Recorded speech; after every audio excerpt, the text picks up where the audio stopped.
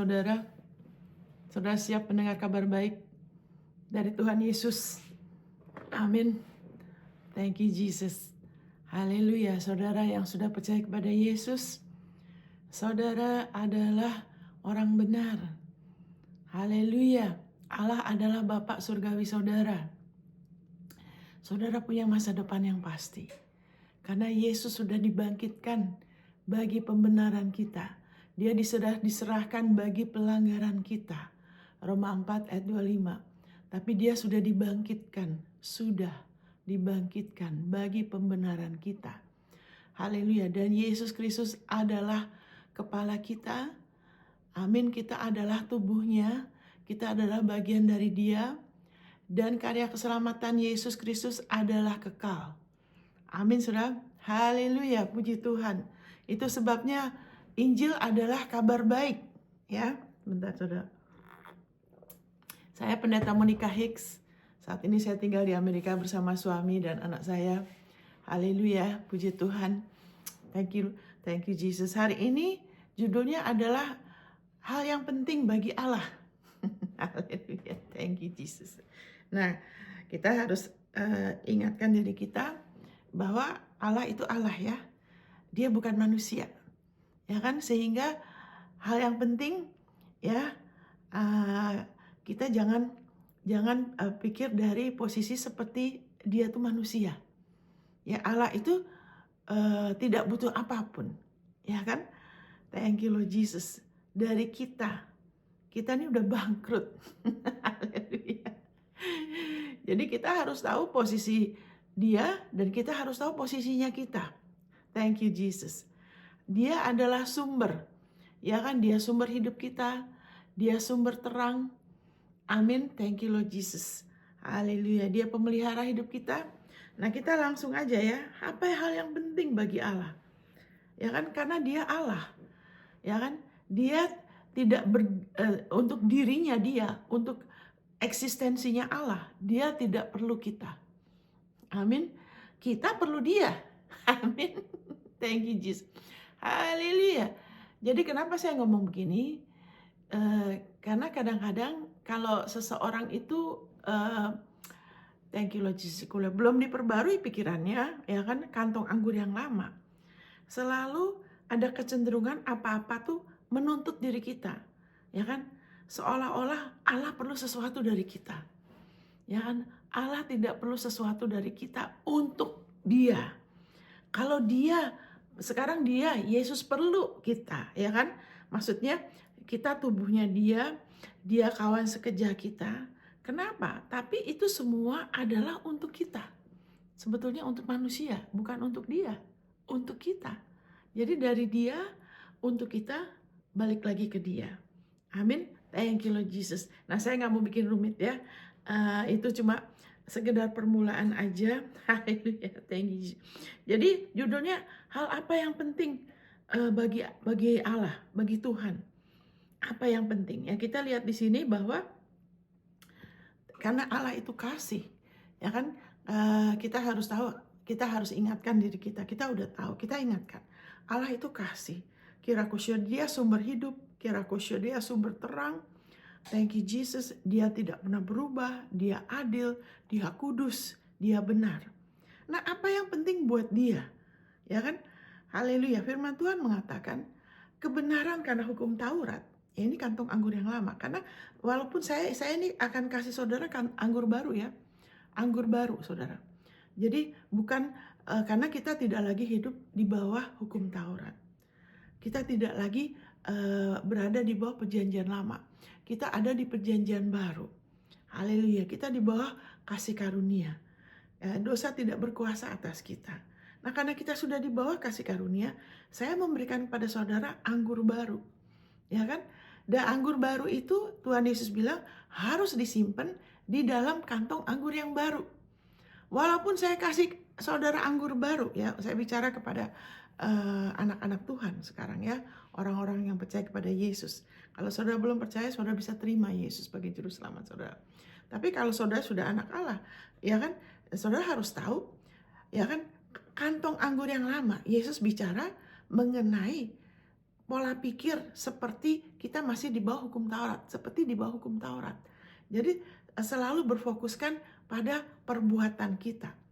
Seolah-olah apapun juga kita harus begini dan begitu supaya Tuhan berkenan. Gitu loh. Wah, penting itu berbuat baik itu penting bagi Allah. Itu sebabnya kita harus berbuat baik. Ya kan? Mengasihi itu penting. Itu sebabnya kita harus mengasihin. Jadi seperti kita tuh diperintah. Seperti di bawah hukum Taurat. Karena hukum Taurat itu perintah ya. Kamu jangan mencuri. Kamu harus mengasihi Allah Tuhanmu dengan segenap hati. Kamu harus begini. Kamu gak boleh berzina. Perintah. Hukum Taurat itu perintah. Saya bicara begini supaya anggur baru yang saya kasih sama saudara, itu saudara simpen di kantong anggur yang baru. Amin, saudara. Haleluya. Bahwa kalau kita cuma disuruh, kamu ini penting bagi Allah loh berbuat baik, makanya rajin berbuat baik ya. Ini penting bagi Allah untuk mengasihi, makanya harus mengasihin. Nah, itu semua jadi ibaratnya seperti kita sudah di perjanjian baru, ya kan? Kita sudah jadi anak Dia. Ya kan, kita tidak lagi di bawah hukum Taurat, tapi kemudian kita dikasih anggur yang lama. Kita cuma dikasih perintah. Saudara, ya kan, kalau kita cuma diperintah, ya kan, Yesus nggak perlu disalib, ya kan, Yesus nggak perlu mengalami penderitaan hebat, dan Dia nggak perlu dibangkitkan bagi pembenaran kita. Kita aja yang melakukan kan. Itu sebabnya, ya kan, di perjanjian baru ini, kalaupun ada, ya kan, Rasul Paulus kan bilang, ya kan, Yesus juga bilang saling mengasihin. Ya, Rasul Paulus juga ada perintah ya, tanda kutip ya, suami mengasihin istri, istri menghormatin suami, ya kan, kalau tidak bekerja tidak boleh makan. Itu semua kan juga tanda kutip perintah. Tapi di dalam konteks, ya kan, anggur baru, kantong anggur yang baru dalam konteks perjanjian baru, yaitu saudara itu nomor satu, saudara sudah ciptaan baru, saudara sudah anak Allah loh. Itu sebabnya karena saudara sebelum itu Roh Kudus melalui Rasul Paulus sudah ajar dulu, kamu tuh kebenaran ada dalam Kristus, kamu tuh ciptaan baru, kamu orang benar karena Yesus, dosamu sudah dibereskan. Nah, itu dulu diberikan. Dari posisi ini, dari kantong anggur yang baru itu, baru ada perintah, tanda kutip. Tapi perintah itu, haleluya, sesuai dengan, kenapa? Karena kita sudah ciptaan baru, kita bisa berfungsi seperti seharusnya. Amin, sehingga nggak lagi seperti di perjanjian lama, yang seperti hukum Taurat seolah-olah kita tuh dituntut gitu loh saudara. Apa yang penting bagi Tuhan? Ini ada hubungannya kan sama kita kan? Apa yang penting bagi Dia nomor satu, Alkitab mengatakan sebetulnya cuman dasarnya itu satu. Apa yang penting bagi Allah itu dasarnya itu satu, dalam urusan, dalam konteks sama kita loh ya. Yaitu apa? Tanpa iman mustahil bisa menyenangkan Dia. Itu nomor satu yang penting sebetulnya. Jadi sebetulnya dasar, ya kan, dari segala sesuatu yang penting bagi Allah dalam hubungan Dia sama kita, itu nomor satu tuh iman kepada Yesus. Dan iman, kalau saya ngomong iman, saudara harus tahu, saya bicara mengenai dasar iman loh ya. Dasar iman itu apa? Karena semua orang di dunia ini bisa beriman. Tapi imannya beda macam-macam kan. Ada orang yang tidak mengerti kasih karunia, dia beriman sama imannya dia sendiri, beriman sama dirinya banyak. Tapi saya bicara mengenai dasar iman kita. Jadi tanpa iman, ya kan, tanpa kita percaya sama Dia, kita tidak mungkin, mustahil kita bisa menyenangkan Dia. Jadi itu salah satu hal yang paling penting, yang dasar, dan itu tidak rumit ya. Itu tidak rumit. Apa yang penting bagi Allah dalam konteks hubungannya sama kita? Nomor satu, tanpa iman tidak mungkin kita bisa menyenangkan Dia. Nah, saya lebih suka kata please ya, bahasa Inggrisnya, without faith it is impossible, mustahil bisa menyenangkan Dia. Ya kan? Kalau bahasa Indonesianya berkenan, karena haleluya, thank you Lord Jesus. Ya kan? Karena begitu kita terima Yesus, ya kan, sebagai juru selamat kita beriman sama kasih karunia-Nya. Dari situ Allah tuh sudah berkenan sama kita sebetulnya. Amin. Perkenanan dia itu sudah mulai bekerja, itu udah dasar kita. Kita sudah dikenan sama dia. Sebetulnya Allah mengasihi dunia ini, ya kan? Dia memberi Yesus kepada semua orang, bukan hanya untuk beberapa orang aja. Dia pilih-pilih siapa yang dia mau selamatkan, tidak. Dia mengasihi dunia. Dia tidak mau satu orang pun binasa. Amin. Thank you Lord Jesus. Ya kan? Jadi tanpa kita percaya sama dia, kita nggak mungkin bisa menyenangkan dia. Itu hal yang utama bagi Allah. Hal yang paling penting. Kenapa? Nah, ini saya bicara mengenai anggur baru, kantong anggur yang baru. Kalau kantong anggur yang lama, pengertiannya begini. Saya harus beriman. Kalau enggak, dia tidak berkenan sama saya. Ya, itu kan. Seolah-olah kita menuntut. Orang tuh jadi menuntut dirinya. Saya harus beriman. Iman saya harus kuat. Kalau enggak, Allah tidak berkenan. Nah, itu kantong anggur yang lama. Saudara, kita manusia udah bangkrut loh. Nggak ada sesuatu pun dari diri kita yang kita bisa kasih ke dia untuk dia berkenan sama kita. Tidak ada, saudara. Karena kita ini udah pisah, kita tuh sudah mati. Kita tuh kegelapan loh dulu Alkitab bilang. Kita bukan hanya dari kegelapan, tapi you are of darkness, you are darkness, kamu tuh kegelapan. Jadi kalaupun Allah firman-Nya mengatakan tanpa iman tidak mungkin please him, menyenangkan dia. Kenapa? Karena tanpa menerima dulu dari dia. Amin, saudara. Kita nggak bisa kasih balik ke dia apa-apa, saudara. Tidak mungkin. Segala sesuatu yang kita bisa kembalikan ke dia, ya kan? Hal yang penting, ya kan? Apakah itu kasih, mengasihin, ya kan? Berbuat baik, berbelas kasihan. Itu semua kita perlu terima dulu dari dia. Amin, saudara. Kalau kita nggak terima dulu, kita tidak bisa berbuah, kita tidak bisa kasih apa-apa. Jadi sebetulnya hal yang utama bagi Tuhan dalam konteks hubungannya sama kita ialah iman. Beriman kepada putranya. Itu yang paling utama. Dari situ, ya kan, ada prioritas ya. Dari situ. Nah sekarang, thank you Lord Jesus. Jadi tanpa iman tidak mungkin orang menyenangkan dia. Ya kan, kalau orang menghampiri dia harus tahu Allah itu ada. Dan dia memberi upah bagi orang yang sungguh-sungguh mencari dia. Upah apa? Upah iman. Karena dia matahari dan perisai. Dia sumber energi, dia sumber hidup, dia terang, dia kasih. Jadi kalau kita terus-menerus bergaul sama dia, kita lebih lagi membuka diri kita. Kita sedang membuka diri kita sama kasihnya. Kita sedang membuka diri kita sama hidupnya, sama terangnya. Kita sedang membuka diri kita sama kebenaran, sehingga semakin susah iblis menipu kita. Kita sedang membuka diri kita lebih lagi akan kebaikannya. Amin, itu namanya upah iman. Amin, saudara. Thank you Jesus. Haleluya. Makin kita membuka diri kita lebih lagi bergaul sama dia tanpa kita sengaja, sama aja. Ya kan, orang mungkin nggak sengaja, tapi kalau orang itu terus-menerus main di pinggir sungai, dia bisa akan basah nanti. Dia bisa kecemplung nanti. Haleluya. Makanya itu upah iman. Nah sekarang dalam kita konteks apa yang penting bagi Tuhan. Kenapa dia bilang tanpa iman gak mungkin bisa menyenangkan. Karena kalau dia tuh kasih ya. Kalau dia tahu kita tuh sama sekali tidak berdaya sama sekali. Kita benar-benar tidak punya pengharapan, tidak punya masa depan. Jadi sangat-sangat menyenangkan dia kalau kita terima dari dia.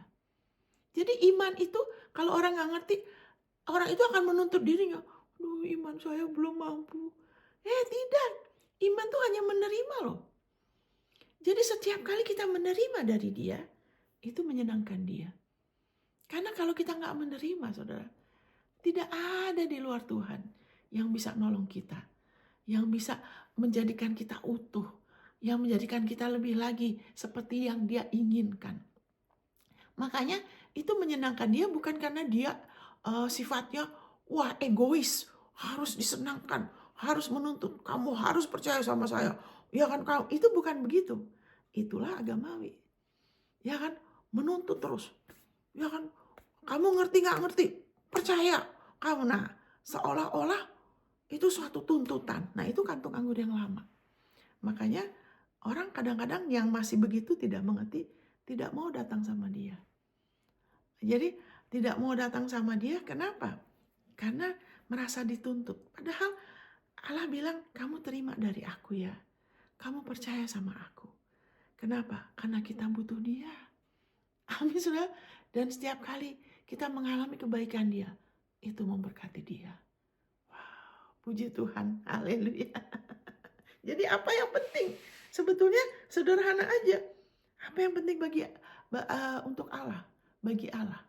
Apa yang utama? Percaya. Percaya apa, boneka? Firman-Nya mengatakan, percaya kepada putranya. Amin. Hidup kekal. Percaya kepada mengenal dia, Allah yang benar, satu-satunya Allah yang benar, dan putranya yang dia utus.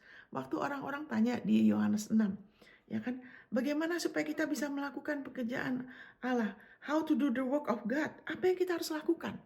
Ya kan, kejatuhan manusia menjadikan manusia itu selalu fokusnya perbuatan. Enggak lewat iman. Tanpa beriman dulu. Tanpa beriman kepada Yesus, mau langsung kepada perbuatan. Mau berkenan, mau mementingkan apa yang kita pikir Tuhan penting, mau begini gitu, tapi tanpa iman. Orang-orang ini, itu kejatuhan manusia menyebabkan manusia seperti itu loh. Itu adalah namanya daging. Daging itu usaha kita tanpa Kristus. Makanya roh itu roh antikristus loh.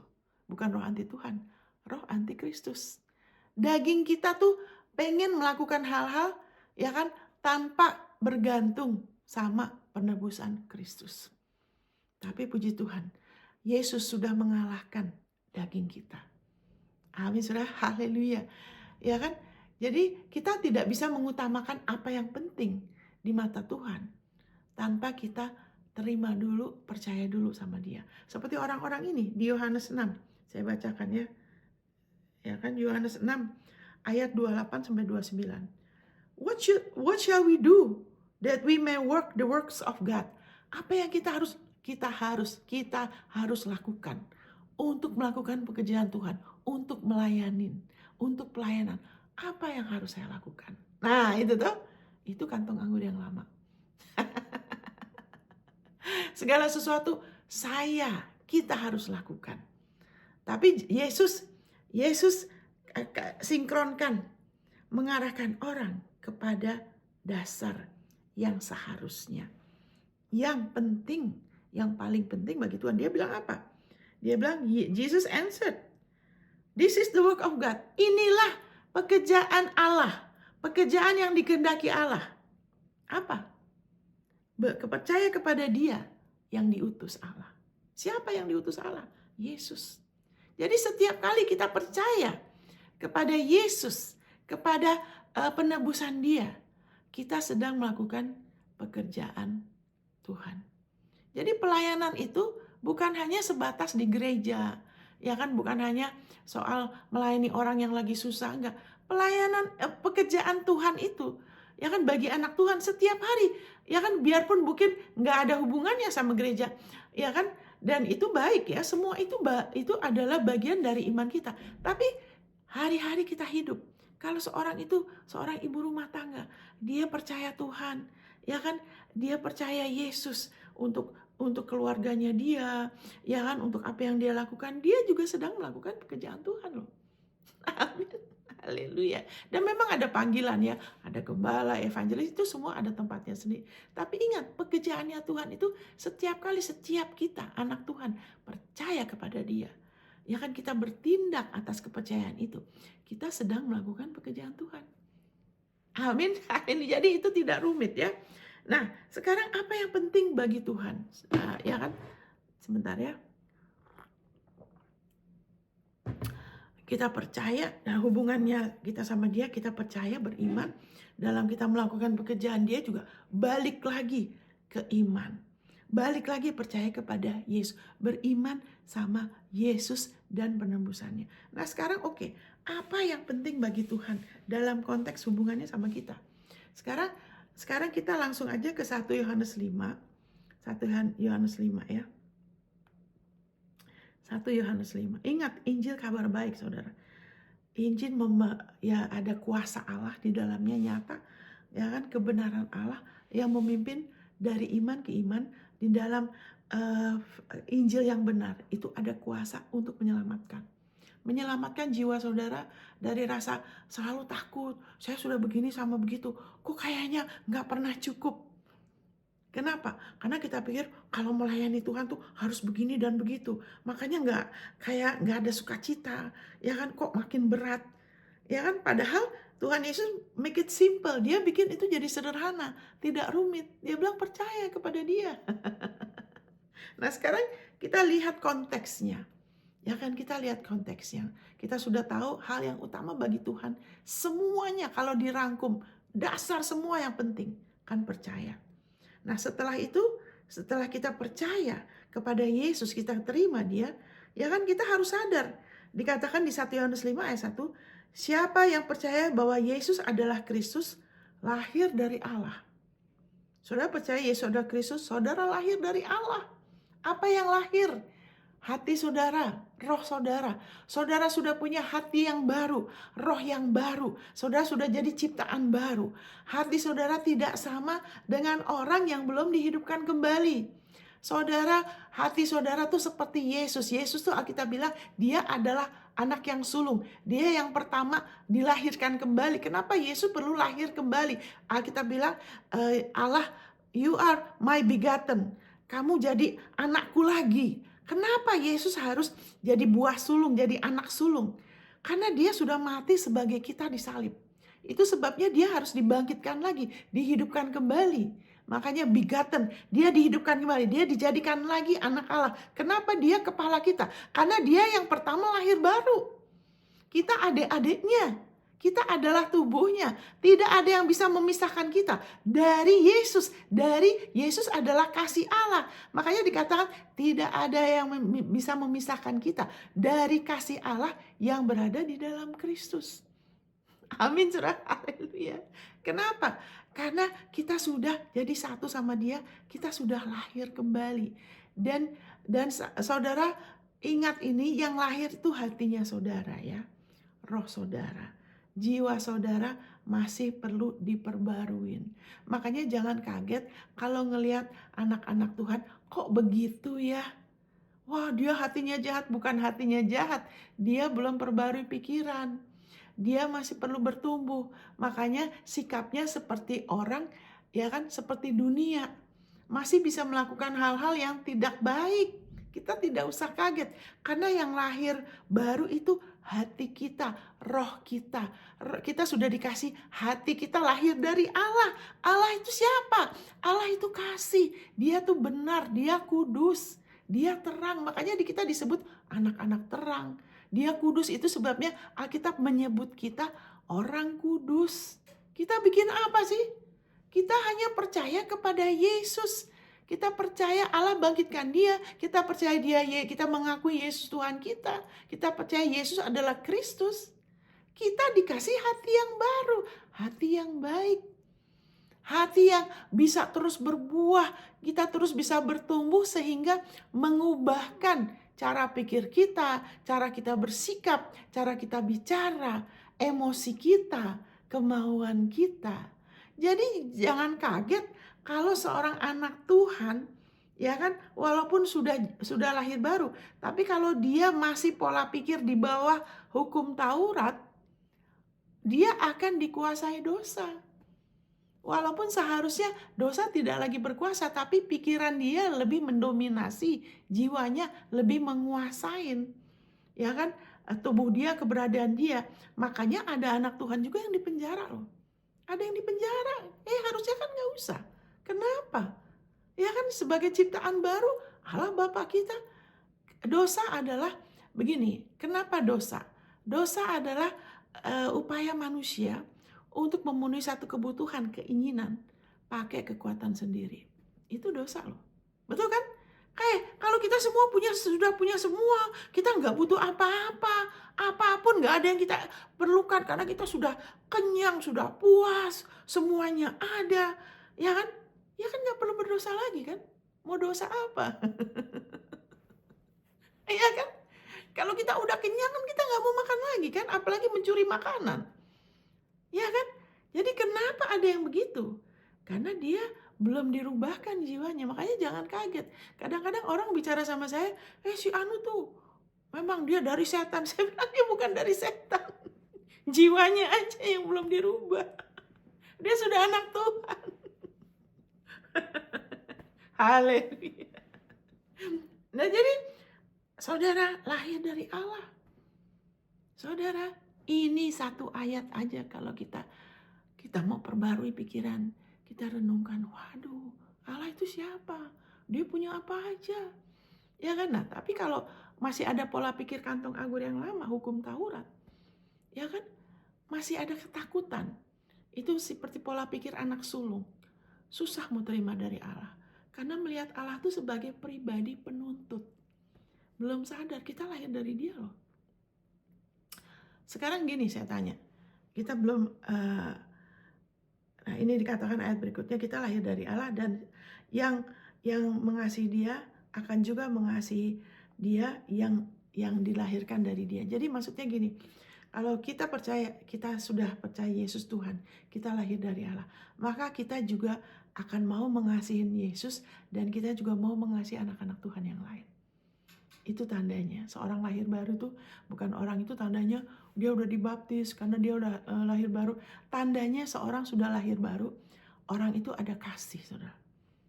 Makanya waktu saya kasih lagi kesaksian ini, waktu itu saya pernah ada seorang oma-oma, ya kan, dia suaminya lagi sakit keras, ya kan, dia di Tokyo, dia rupanya orang kaya, suaminya di rumah sakit, ya belakangnya punggungnya udah bolong-bolong kelihatan tulangnya, saudara. Terus oma ini nginep di rumah saya, terus saya kasihan lihat dia, ya kan, saya berusaha kasih bersaksi supaya dia diselamatkan. Tapi dia bilang, aduh saya masih sibuk, nanti aja kata gitu. Tapi setelah itu malam itu jam 4 saya dibangunin, Monica, kenapa? Saya nggak bisa napas, dia takut, dia nggak bisa napas. Makanya saya bilang, makanya percaya Yesus. Akhirnya dia mau percaya, ya kan? Nah, oma ini kan dari Pontianak ya, jadi dia ngomongnya pelok gitu, orang bilang pelok tuh ngomongnya ada aksennya. Jadi saya pikir, bener gak sih dia lahir baru? Saya pengen pastikan dia lahir baru kan. Bukan asal saya ajak dia doa, ngakuin Yesus sebagai juru selamat, udah kita tidur kembali. Nah, tapi kan saya ada pertanyaan, dia bener gak lahir baru? Ya kan, karena di sini dikatakan, kalau kita lahir dari Allah, tandanya seorang itu lahir baru. Ya kan, ya ini, orang itu ada kasih. Walaupun dalam masih porsi yang kecil, akan ada kasih, itu akan keluar. Jadi saya meragukan si oma ini. Tapi sekali waktu Tuhan tahu keraguan saya, kita deket sama dia, kadang-kadang kita cuma pikir apa ya, langsung dia kasih jawaban. Jadi waktu itu kita kemudian ngunjungin suaminya di rumah sakit. Nah si oma ini ngomong ini, dia bilang, selama ini dia bilang, saya tidak pernah ada air mata ngelihat suami saya. Karena rupanya suaminya tidak baik sama dia mungkin ya. Karena mungkin banyak uang, jadi suka main perempuan ya, sikapnya mungkin kasar. Jadi dia nggak suka sama suaminya. Jadi biar suaminya udah setengah mati gitu, mungkin kesel. Ya kan, biarin aja. Emang dasar mungkin ya, saya nggak tahu. Tapi dia ngomong ini, tapi hari ini saya lihat dia, saya ada air mata. Nah kenapa? Hatinya berubah. Yang tadinya keras, ya kan, karena hati manusia kalau tidak dilahirkan kembali itu akan selalu cenderung mau balas. Kenapa sampai ada pembunuhan, saudara? Karena marah, ya kan, marah mau balas. Kadang-kadang ya ada banyak kasus seperti itu ya. Itu adalah hati yang belum diperbaruin. Ya kan, yang masih Alkitab bilang hukum Taurat itu untuk orang berdosa. Kenapa ada penjara? Karena orang itu tidak bisa menguasai dirinya, tidak mampu mengatasin pembawaan dosa dari dirinya. Dia perlu hati yang baru. Jadi makanya harus ada penjara. Hukum Taurat itu untuk orang berdosa. Kalau nggak dipenjarakan bahaya. Ya kan? Jadi tandanya si oma ini, kenapa selama itu dia nggak ada belas kasihan. Tapi waktu dia terima Yesus, hatinya tidak lagi keras. Dia bilang, saya baru ada air mata. Dia baru ada belas kasihan sama suaminya. Amin, saudara. Jadi apa yang penting bagi Tuhan? Ya kan, Allah mau kita mengasihin. Allah mau kita bertumbuh dalam kasih. Allah mau kita percaya nomor satu, inilah kasih itu. Ingat ya, sebelum kita bisa mengasihi yang lain, kita harus rela terus-menerus percaya kepada kasih-Nya dan kepada putranya. Inilah kasih itu, bukan kita mengasihi dia, tapi dia yang telah mengasihi kita lebih dulu dan menyerahkan putranya bagi pendamaian dosa kita. Amin, saudara. Haleluya. Jadi belas kasihan. Oh, penting bagi Allah untuk kita berbelas kasihan. Makanya kita berdoa benar. Tapi bagaimana supaya kita terus mengizinkan belas kasihan itu terus ada? Dengan kita terus percaya kepada Yesus. Amin. Haleluya. Apa yang penting bagi Allah? Itu semua kita harus terima dulu dari dia. Kalau kita nggak terima terus dari dia, kita nggak bisa berbuah dari diri kita sendiri ya. Bentar, saya minum ya. Itu tandanya. Haleluya. Saudara lahir dari Allah. Haleluya. Thank you. Sekarang saya tanya gini, saudara. Kalau ada di antara saudara yang punya anak, ya kan? Kalau saudara punya anak, apa yang penting bagi saudara untuk anak saudara? Ya kan? Kalau kita aja punya anak, apa yang kita inginkan yang penting bagi kita untuk mereka? Sekarang juga gitu, apa yang penting bagi Allah?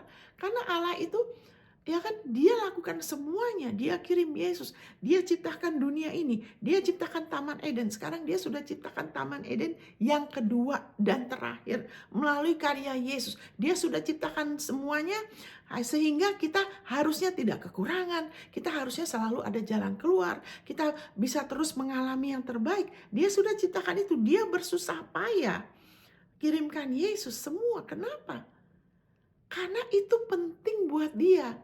Kesejahteraan kita penting buat dia. Jadi apa yang penting buat Allah? Kesejahteraan kita. Amin. Karena kalau orang kantong anggur yang lama selalu, ya penting bagi dia, kita harus begini, kita harus begitu. Tanpa Kristus, itu adalah hukum Taurat. Itu kebenaran perbuatan sendiri. Kita nggak bisa, saudara. Kita nggak bisa untuk kita mementingkan apa yang penting bagi Allah. Kita harus sadar kita siapa. Kita tuh anak dia. Kita aja anak kita. Ya kan, kita usaha kalau bisa sekolah yang terbaik. Ya kan, anak saya masih kecil, kasih yang terbaik. Banyak orang tua di Indonesia tuh susu mahal ya. Orang tua sampai ngutang-ngutang mungkin beliin anaknya susu. Sampai ngutang-ngutang kerja tanda kutip setengah mati supaya bisa kirim anaknya ke universitas atau apa. Kenapa? Karena buat mereka, anak mereka penting. Saudara harus tahu apa yang penting bagi Allah. Ya kan, itu yang penting buat dia adalah saudara dan kesejahteraan saudara. Kabar baik. Yang penting buat Allah adalah saudara dan kesejahteraan saudara. Keselamatan saudara itu penting buat dia. Kesejahteraan saudara itu prioritas dia loh. Amin. Kabar baik, saudara. Kita rubah kantong anggur kita. Ya kan, jangan izinkan ya pola pikir hukum Taurat, perjanjian lama menguasai kita supaya anggur baru ini tidak tumpah. Karena selalu seringkali yang ditekankan, kamu harus begini dan gitu. Ya kan, kamu harus begini dan gitu. Seolah-olah ya kan Allah itu menuntut kita. Ya kan, jadi kita lihat di sini ya. Thank you Lord Jesus. Jadi ya kan, karena kita sudah lahir dari Allah, kita aja mementingkan kesejahteraan anak kita. Kesejahteraan anak kita, perlindungan buat mereka, jangan sampai mereka kekurangan. Ya kan, semuanya dipenuhi menurut kemampuan kita yang terbatas sebagai manusia. Dan kita menginginkan mereka sehat-sehat, kita menginginkan mereka berhasil, kita menginginkan mereka mencapai potensi yang ada dalam diri mereka. Itu kita sebagai orang dunia. Maksudnya sebagai manusia, bukan orang dia. Sebagai manusia. Apalagi Bapa kita di sorga. Apalagi Allah kita. Kita tuh penting di mata dia. Haleluya. Kesejahteraan kita penting. Keberhasilan kita penting. Untuk kita bisa menggenapi tujuannya dia, potensi dia. Itu penting bagi dia. Amin. Kita baca di sini. Ya kan? Sebentar nih saya buka ya. Thank you Lord Jesus. Thank you Jesus. 3 Yohanes, saudara. 3 Yohanes pasal 2. Beloved, anak-anakku yang kukasihin, aku berdoa. Ini ilham Roh Kudus loh ya. Ini bukan ide manusia. Aku berdoa, ya kan? Haleluya. Eh, di atas segala sesuatu ya. I pray bahwa engkau makmur in all things. Ya, saya baca dari bahasa Inggrisnya. Kamu tuh makmur sejahtera dalam segala sesuatu. Ini adalah doa yang diilhamkan oleh Roh Kudus. Agar saudara dan saya makmur dalam segala sejahtera in all things, dalam segala sesuatu loh. Dalam segala sesuatu, bisnis, pelayanan, perkawinan, keluarga harmonis, ya kan? Apapun juga fungsi saudara. Dia mau kita makmur dalam segala sesuatu. Ya kan? Dan be in health, kamu tuh sehat-sehat saja. Sehat-sehat selalu. Amin. Thank you Lord Jesus. Just as your soul prosper, semakmur jiwamu. Amin. Saudara. Jadi Allah tahu. Ya kan, karena dia yang ciptakan kita. Ya kan, saya mau jiwamu tuh makmur. Yaitu kamu tuh merdeka dari kebiasaan iri. Ya kan, suka bersaing. Ya kan, dari kebiasaan mengasihani diri. Ya kan, suka gosip. Ya kan, suka ngomong yang jelek mengenai orang. Itu jiwanya itu, kamu biar jiwamu lebih makmur. Itu gak perlu begitu. Gak usah iri. Karena kita semua unik. Gak usah membanding-bandingkan diri kamu dengan yang lain. Ya kan? Kenapa suka bicara yang jelek? Karena di mata Tuhan kita gak jelek loh. Kita tuh indah, kita tuh berharga, kita penting buat Dia. Itu sebabnya dalam kita bicara kalau kita ada masalah, kita bisa ada sedemikian di mana kita tidak menghakimin, tidak menghukum. Oh, dia belum mengerti, makanya dia begitu. Haleluya. Semakmur jiwamu. Makanya Yesus bilang, kamu datang ke aku ya. Ini aja satu ayat. Saya seringkali maksudnya saya nggak mau ngomong seringkali deh. Saya sudah berdoa supaya anak Tuhan berubah, kita berubah ya. Dia udah bilang, Bapak udah bilang, ya kan, cast your cares, kasih semua kekhawatiranmu, bebanmu sama aku. Itu Bapak, ya kan. Terus Yesus bilang lagi, datang kepadaku semua yang letih lesu berbeban berat, ya kan. Nah, tapi kenapa anak Tuhan kalau ada apa-apa ke orang, yang saya ada masalah ini langsung ke orang. Nah, itu aja baiklah kita rubah pikiran kita hari ini supaya jiwa kita lebih makmur, supaya kita nggak ada kebiasaan apa-apa ke pasangan hidup, ke istri atau ke suami. Ya langsung pada ada suami punya masalah di kantor, langsung pulang tuh brek kasih ke istrinya. Istri ada masalah di rumah, begitu suami pulang, langsung begini, langsung brek tumpahkan ke suami. Nah, ayat ini sering disebut-sebut. Hanya karena kita udah sering tahu ayat ini, mungkin ada yang hafal sebagian ya. Bukan berarti kita melakukan loh. Kita rubah hari ini. Karena penting untuk dia, penting bagi Allah untuk kita terima dari Dia.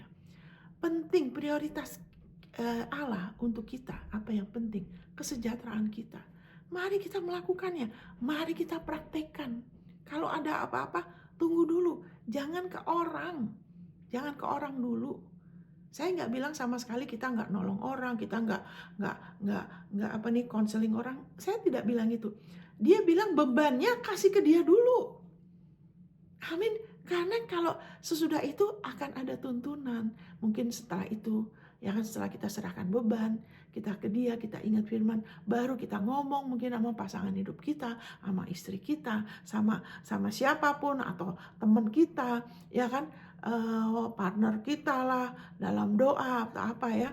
Jadi Yesus tuh selalu di tengah-tengah. Kita jadi pelaku firman karena itu penting bagi Tuhan untuk kita berjalan di dalam kebenaran. Itu prioritas Dia. Kesejahteraan kita, kesehatan kita, kemakmuran kita, itu penting bagi Tuhan, bagi Bapak kita. Amin. Haleluya. Tapi agamawi, tradisi agamawi mengatakan itu semua tidak penting. Kamu gak perlu. Yang penting kamu melakukan, kamu jadi berkat buat yang lainnya. Jadi cuma saluran aja. Kita ini bukan cuma saluran loh, kita anak Dia loh. Apakah saudara cuman mau anak saudara dipakai jadi berkat, sementara dia sendiri sakit-sakitan, kurang ini, kurang itu? Tidak kan? Saudara mau anak saudara sejahtera, berhasil, berprestasi, ya kan, bahagia, dilindungin. Allah juga begitu sama kita. Itu penting buat dia. Saudara prioritas dia, kesejahteraan saudara prioritas dia. Waktu saudara terus menerima dari dia dengan iman akan apa yang Yesus sudah lakukan, itu meninggikan Yesus, menyukakan Bapa kita, dan kita dengan kita terus terpelihara, kita terus bisa jadi berkat buat yang lainnya. Amin. Nah, itu satu ayat aja mengenai serahkan beban, serahkan kekhawatiran. Saya berdoa, kita berdoa ya, supaya tubuh Kristus lebih lagi sadar ini dan berhenti mengandalkan, ya kan, manusia. Bapa di dalam nama Yesus, saya berdoa supaya kita semua, saya juga, semua, kami semua tubuh Kristus, untuk kami lebih lagi sadar bahwa Engkau sumber hidup kami, bahwa kami tidak dihidupkan oleh jerih payah kami sendiri. Kami yang dulu mati, sudah terpisah, kami dulu kegelapan, kami tidak punya masa depan tanpa Engkau. Kami sudah dihidupkan kembali melalui Yesus. Kami sudah terima hidup-Mu Bapa, Zoe. Bapa, kami bersyukur hidup-Mu tersedia berlimpah. Engkau memerintahkan kami dalam kasih untuk menyerahkan semua beban kepadamu. Untuk kami gak ambil beban itu, pikir. Coba tanya ke sana kembali, cari solusi. Untuk kami berhenti di dalam nama Yesus, pakai kekuatan kami sendiri. Untuk kami mau serahkan beban itu dulu. Tekanan itu, pressure. Untuk kami serahkan itu kepadamu, kepada Engkau, kepada putramu. Haleluya, thank you Jesus. Karena Engkau yang memelihara kami. Bukan tangan kami, bukan bisnis kami, bukan upaya kami sendiri, bukan pelayanan kami yang memelihara diri kami, bukan suami kami, bukan istri kami, bukan anak kami, bukan manusia yang pelihara kami. Engkau yang pelihara kami. Engkau yang peduli sama kami terutama. Di dalam nama Yesus, supaya kami semua tubuh Kristus punya gaya hidup selalu mau ingat Engkau lebih dulu, mau serahkan semua beban dulu kepada Engkau, baru setelah itu membiarkan Engkau memimpin kami. Kalau kami perlu bicara sama pasangan hidup kami perlu bicara kepada orang lain, Engkau yang pimpin kami di dalam nama Yesus, supaya kami tidak hidup mengandalkan yang lain, tapi mengandalkan putramu di dalam nama Yesus. Haleluya, amin. Saya mau kutuk segala kantong anggur yang lama, anggur lama yang membuat kekristenan menjadi berat. Di dalam nama Yesus, itu bukan kuknya Tuhan Yesus. Di dalam nama Yesus, amin. Karena agamawi itu yang bikin berat. Itu bukan kuknya Tuhan Yesus. Amin, saudara. Karena Yesus bilang, kenapa saya berani ngomong ini? Ini bukan perkataan saya. Dia bilang di Matius 11. Ayat 28-29. Dia bilang, kuknya aku mudah, bebanku ringan. Belajar akan aku, bukan belajar mengenai dia. Oh, Yesus begini, saya harus begitu. Saya harus hidup seperti Yesus. Yesus hidup dengan iman loh. Dia beriman terus sama Bapaknya. Dia bilang, aku gak bisa melakukan apa-apa dari diriku loh. Sebagai manusia dia bicara begitu loh. Waktu dia datang ke bumi, dia selalu bergantung sama Bapaknya. Harus bagaimana? Saya harus kemana? Dia bilang, oh enggak, ini aku diutus untuk ini, untuk itu. Dia ikut apa yang Bapaknya pimpin dia. Bagaimana hidup, itu dikatakan di Yohanes ya. Siapa yang 1 Yohanes pasal 2 ya, harus wajib hidup seperti Yesus. Jadi Yesus hidup bukan pakai kekuatan dia sebagai manusia. Yesus hidup dari kasih Bapa. Bergantung sama Bapaknya. Kita juga wajib hidup seperti dia, yaitu apa? Percaya. Kita percaya. Apa-apa jangan mau langsung. Jangan mau kita anggap kita mampu, kita langsung mau hadapin, kita langsung begini dan begitu. Tidak lagi dengar hati kita, tidak izinkan dia pimpin kita. Karena kita anggap kita mampu. Nah itu daging. Itu daging. Dan itu jadi berat. Amin, saya ada damai. Saya percaya ada di antara saudara, masalahmu tidak selesai-selesai. Karena engkau tidak rela menyerahkan bebanmu kepadaku. Itu pesan Tuhan untuk ada di antara saudara yang dengar ini, yang ngikutin ini. Engkau selalu mengeluh mengenai masalahmu. Engkau tidak serahkan beban itu kepadaku. Engkau tidak percaya perkataanku. Engkau tidak pegang firmanku. Padahal aku sudah atasin buat engkau. Aku mengasihi engkau. Aku sangat peduli akan engkau. Aku sudah bayar harga yang mahal. Karena engkau berharga di mataku. Serahkan bebanmu kepadaku. Karena aku yang pelihara engkau. Aku yang paling peduli kepadamu. Bukan yang lain. Haleluya. Jangan matamu ke kanan dan ke kiri. Matamu melihat kepadaku. Karena aku tidak pernah mengecewakan siapapun yang percaya kepada tubuh dan darah putraku. Aku tidak pernah berdusta. Aku tidak akan pernah berdusta. Haleluya. Percaya kepadaku. Serahkan bebanmu. Engkau akan melihat kemuliaanku. Dan itu jauh lebih daripada yang kau pikirkan dan doakan. Masalahmu selesai dalam nama Yesus. Amin. Amin, saudara. Nah, ini kok jadi belok? Kenapa? Karena ada orang mungkin masalahnya lama. Kenapa yang bikin lama? Dan iblis memanipulasi. Ya kan? Ingat, tanpa iman, iman itu penting buat Tuhan. Kesejahteraan kita penting. Tapi kenapa sampai bertahun-tahun? Ya kan, ada orang-orang yang masalahnya bertahun-tahun. Sepertinya itu aja. Karena karena begini, berdoa, rajin doa. Wah, mungkin punya partner doa. Tapi berdoa juga sembari terus ngomong masalahnya. Mungkin mendoakan pasangan hidup, mungkin mendoakan anak. Tapi kemudian doa lagi, ngomong lagi masalahnya. Tapi kemudian setelah doa, di luar doa, ngomong lagi ke orang. Terus khawatir. Ya kan? Terus tindakannya seperti Tuhan tidak dengar doa. Kenapa? Karena ya kan, waktu doa itu tidak serahkan beban, terus tidak ada ayat yang dipegang. Nggak ada ayat yang dipegang. Karena ayat itu kan seperti jangkar. Dia menolong jiwa kita untuk kita bisa percaya sampai selesai. Sebentar saudara ya. Sorry, maaf. Saya harus tulis sesuatu. Saya lupa sesuatu nih sebelum saya lupa. Maaf saudara, saya harus ingat, maaf ya. Saya minta 1 menit. Jadi kenapa masalah itu tidak selesai-selesai? Bukan Tuhan ya. Iblis akan bilang,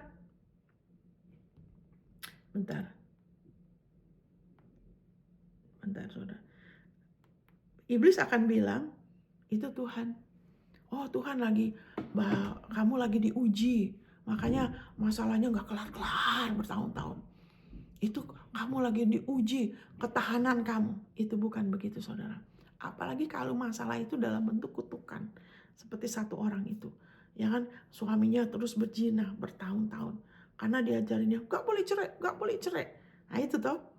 Jadi karena tidak mengerti, diseret lagi kepada kantong anggur yang lama. Ya kan, sudah di kantong anggur baru dikasih anggur lama. Jadi bertahun-tahun masalahnya gak selesai. Ya kan, selalu berdoa, tapi berdoa tuh dari masalah.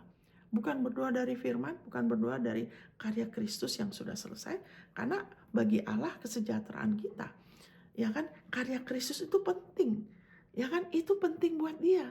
Penting untuk kita mau terus makan dari Yesus. Jadi terus menerus itu beban itu nempel di jiwa orang itu.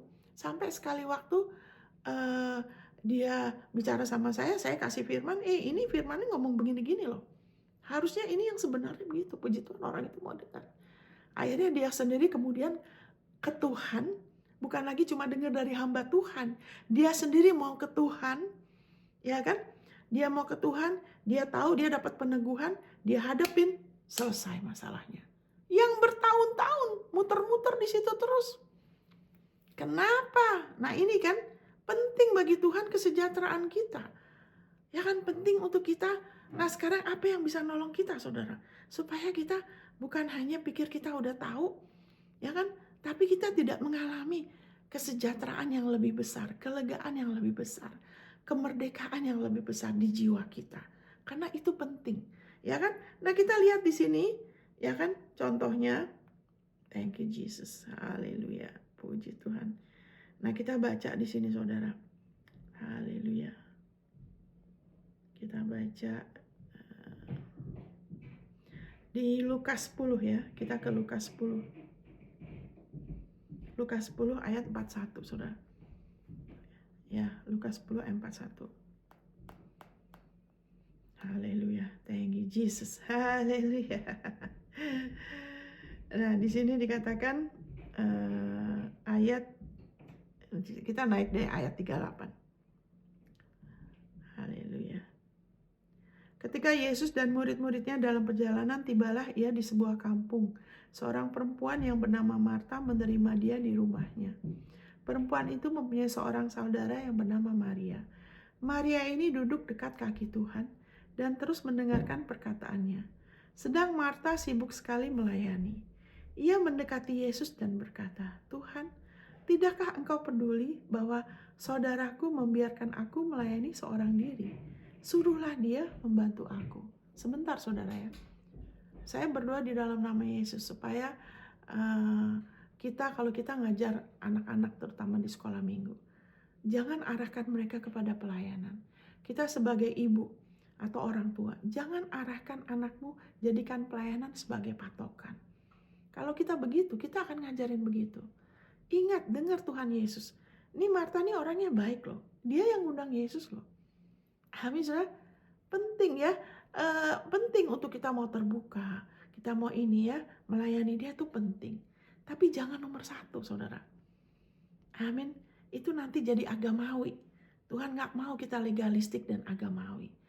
Ya, di dalam nama Yesus, biar kita semua lebih lagi dimerdekakan dari itu. Tapi apa jawab Yesus?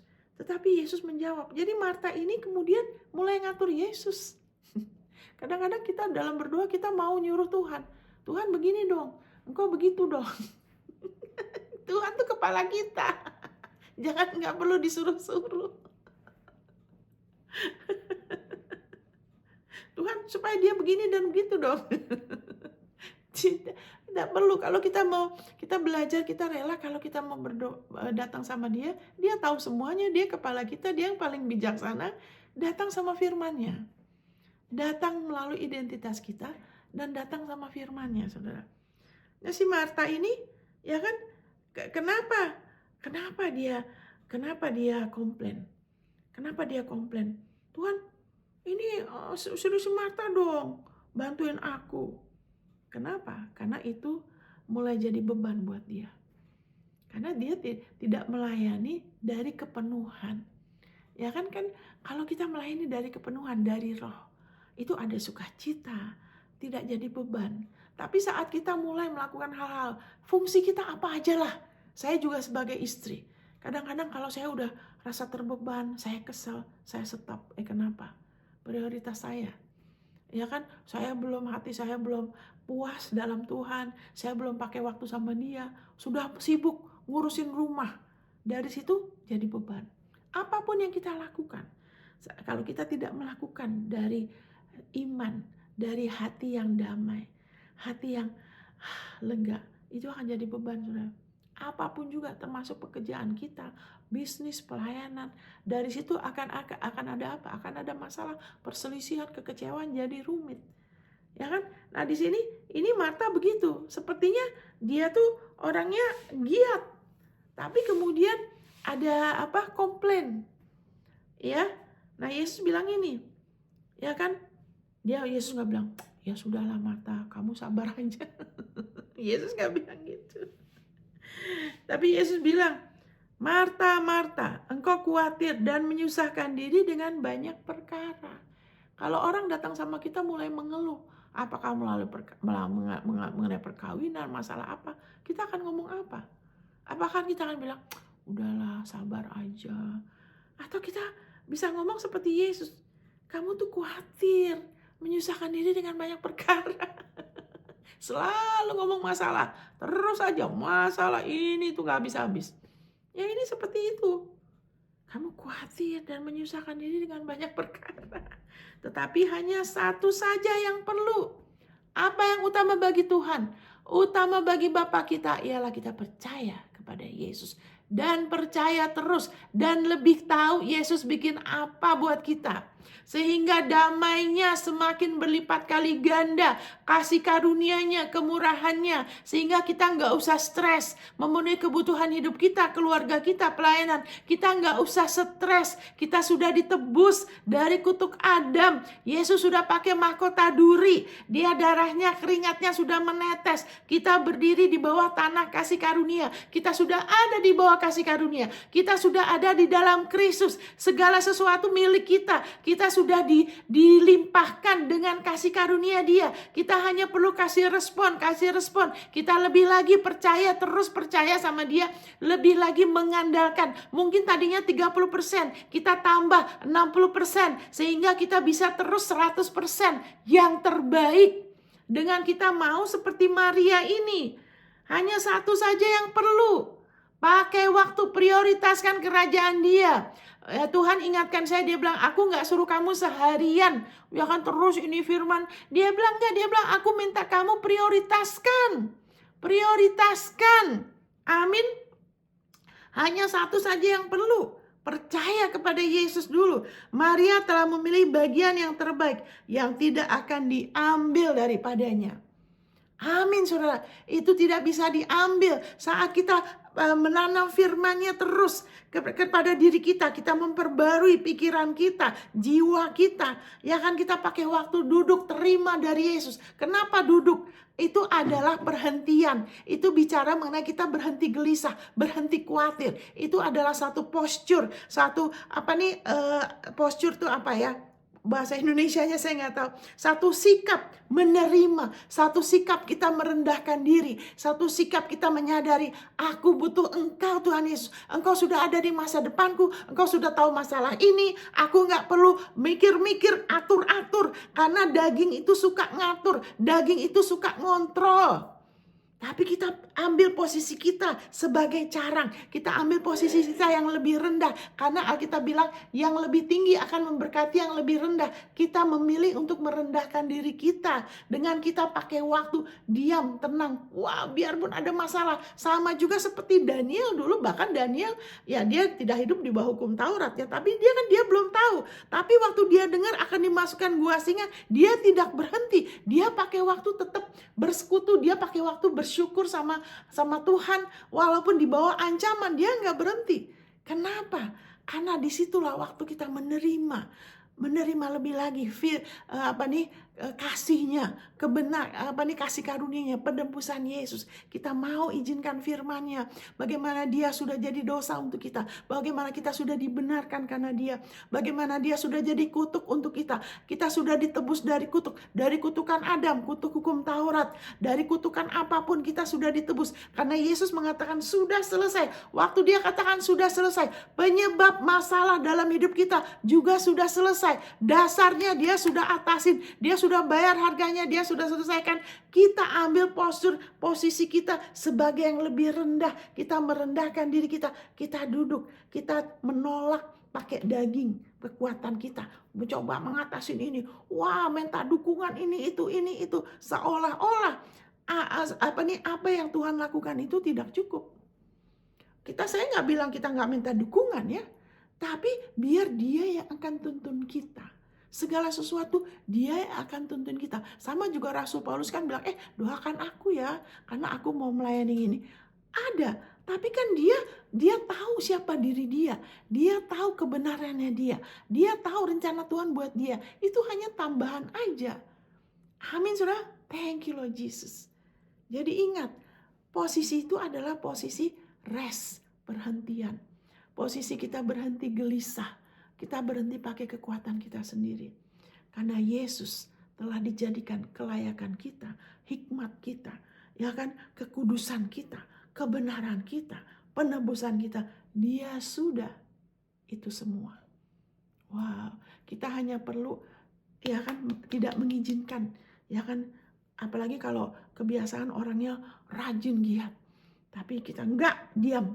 Saya perlu dengar dari dia. Saya perlu terima dari dia. Amin, sudah. Waktunya sudah selesai. Ya kan, saya percaya biarlah saudara ingat apa yang penting bagi Tuhan. Kesejahteraan saudara. Penting bagi dia untuk saudara mau terima dari dia.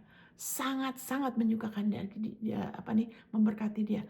waktu saudara mau terima Yesus. Lebih lagi menyenangkan waktu saudara terus mau terima dari Dia. Oke saudara, haleluya. Allah mengasihi saudara. Saudara berharga di mata Dia. Dia sudah punya rencana yang luar biasa. Biarlah saudara seperti Maria, pakai waktu, prioritaskan kerajaan Dia. Semua dalam hidup saudara, semuanya akan dipulihkan dengan yang terbaik. Haleluya. Haleluya, kasihnya tetap selamanya. Dan tidak ada yang bisa memisahkan saudara dari kasih Allah yang berada dalam Kristus. Tuhan memberkatin. Sampai ketemu. Haleluya berikutnya. God bless.